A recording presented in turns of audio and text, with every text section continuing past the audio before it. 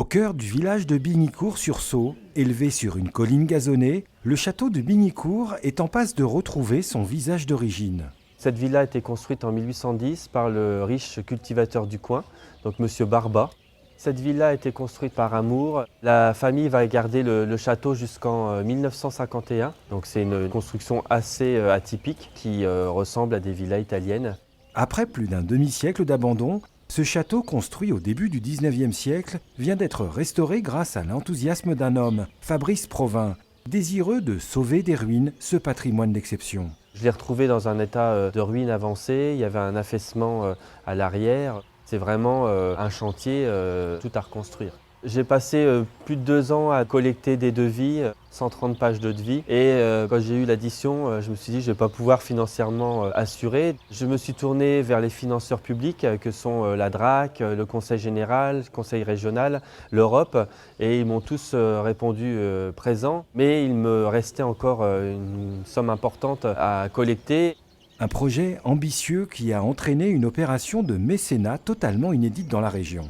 Je me suis tourné vers le mécénat en compétences, c'est-à-dire que le mécène n'apporte pas spécialement d'argent en numéraire, il va apporter sa main-d'œuvre, son savoir-faire. Et aujourd'hui, il y a plus de 10 mécènes pour me permettre de boucler le budget et de pouvoir finir ce projet. C'est une vraie relation de partenariat qui se crée. C'est quand même un intérêt fiscal. C'est 60% de réduction d'impôt de la somme engagée du mécène.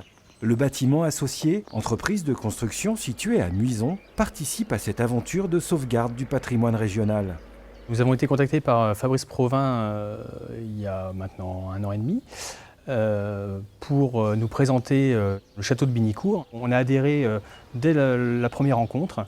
Et aujourd'hui, j'espère qu'on est parti pour plusieurs années. Je me suis tourné vers le bâtiment associé parce qu'avant tout, j'avais besoin de professionnels reconnus dans la région. Le bâtiment associé a une forte réputation sur la qualité de travail, spécifiquement sur les monuments historiques. Toutes les énergies sont donc mobilisées pour restaurer ce château et lui permettre demain d'ouvrir ses portes au public, en accueillant notamment des chambres d'hôtes et de nouveaux aménagements extérieurs. Faire de la qualité tout en amenant une petite pierre à l'édifice en mécénat sur ce type d'opération, avec un vrai but et un vrai projet de la part du propriétaire sur la restauration. C'est toujours valorisant à la fois pour nous, en tant que chef d'entreprise, pour nos salariés, de travailler sur des ouvrages de qualité, qui ont une histoire, une âme, des matériaux, de la matière grise, de la matière manuelle aussi, pour œuvrer à la restauration du patrimoine local champardonnais. On est vraiment dans une relation de partenariat et j'allais dire même aujourd'hui d'amitié.